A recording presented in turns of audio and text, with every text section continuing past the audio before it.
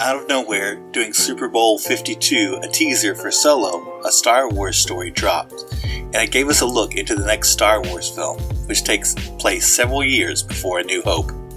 This morning, during Good Morning America, a full trailer for the movie was released. This extended trailer had a few Easter eggs as well as a few new characters that we'll probably never see again in another Star Wars movie. More importantly, we also learned a lot about the movie. Here are some things you might have missed about Solo, a Star Wars story.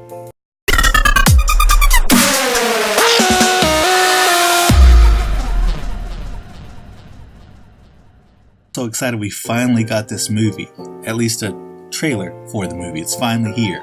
The Han Solo film has been on a rather rough journey this year. The original directors of the film, Phil Lord and Chris Miller, were fired. They were replaced by Opie, by Ron Howard. And so it's been a kind of a strange ride for the cast and crew. And so I think when Han Solo says in the trailer, you thought we were in trouble for a second, but it's fine. We're fine. It seems like a very meta moment. And so the internet has been worried about this movie. Star Wars fans have been wondering why this movie's coming out soon and we hadn't seen anything. And then finally, it looks pretty good, right? Doesn't it? And so in the whole scheme of things, while I would say that I'm very skeptical that we even need this movie, I know that I'm going to be there for opening night to watch it. And we're finally going to see, whether we want it or not, an origin story of Han Solo. Or Han Solo. I don't know. Played here by Alden Ehrenreich. So what's this movie going to be like? I think much more serious in tone than we were expecting. But as promised, let's take a look at some things you might have missed and do a full breakdown of this trailer.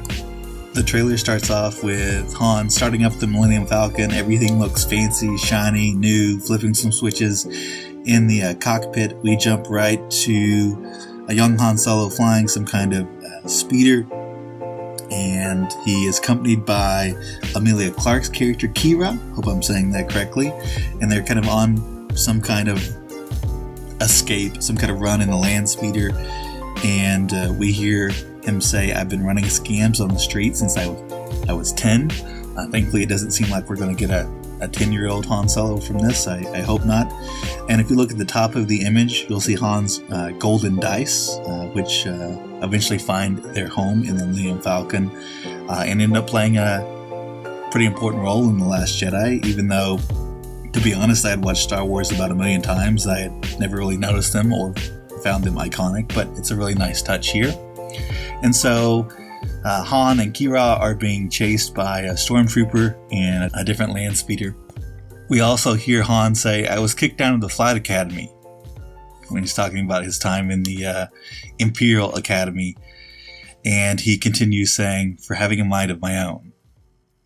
And so he did something, obviously, that had him get kicked out of the flight academy, and we'll see how significant that is as a part of the film. My guess is it's kind of a fake out. So we see Han's speeder still on the run, kind of slide across the ground on a watery planet, like something out of Fast and the Furious. And this could easily be the planet Corellia, which is where Han Solo was born. And we see in this shot he's being chased by a couple characters that seem to be Molech and Rebolt. I know that because they have some Lego sets that are coming out soon. In one of the next shots, we see Han standing in the mountains, which could also be his home planet, and he says, "I'm going to be a pilot." And his voice in this little scene from the trailer rings with promise and optimism, and it's possible that maybe the movie could start with him leaving his home planet for the first time. And this kind of reminded me of Luke staring at the two sunsets in A New Hope and kind of declaring what he wanted to become. And so Han continues best in the galaxy. From that, we see an interior shot of the Falcon, and it's brand spanking new, not a scratch on it, fresh and shiny.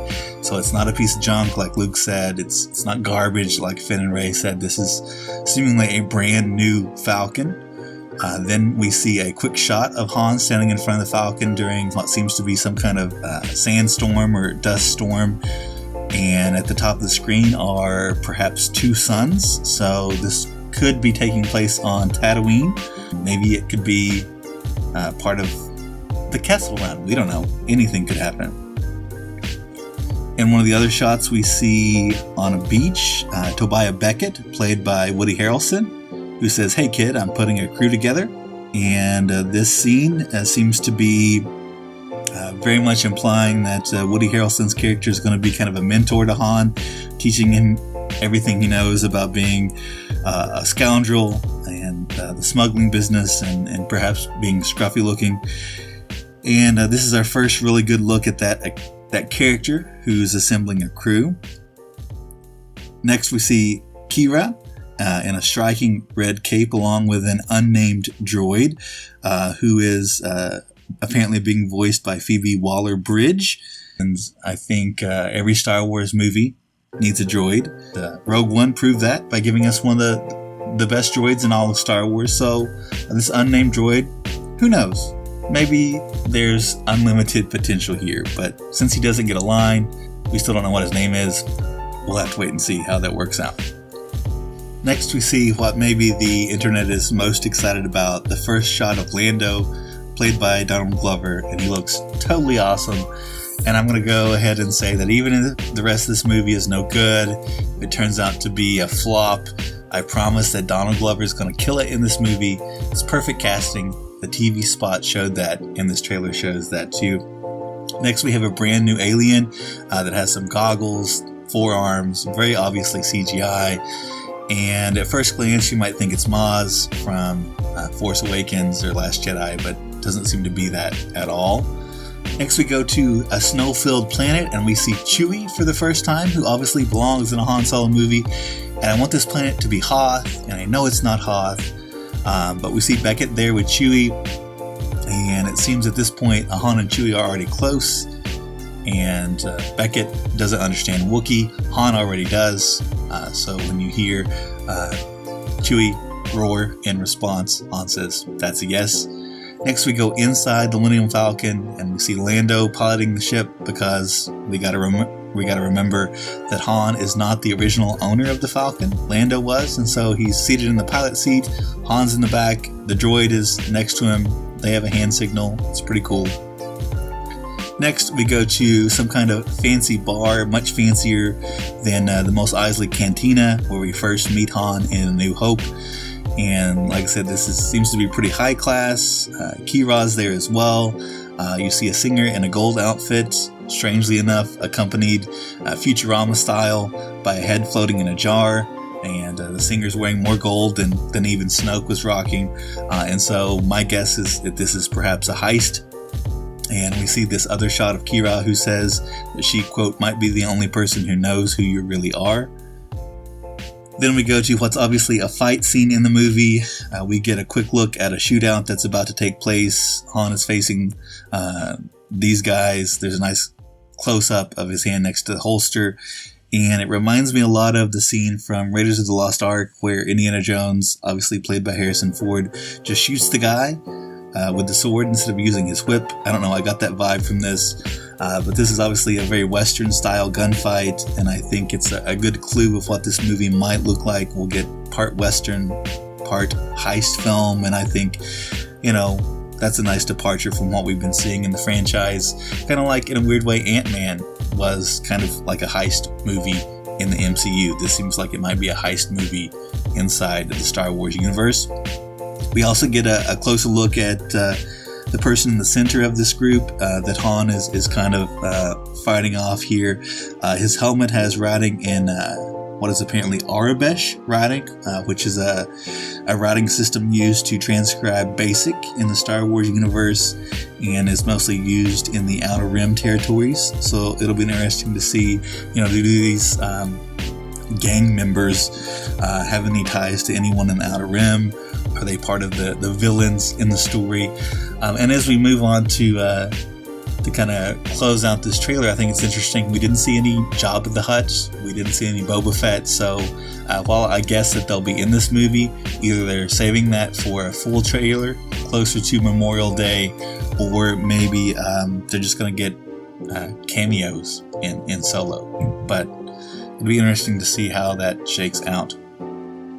Next, We see a quick shot of someone shooting a blaster in an outfit that's kind of hard to make out, but if you look at it a little closer, it looks pretty similar to the outfit Lando wore in Return of the Jedi when he was in Jabba's palace.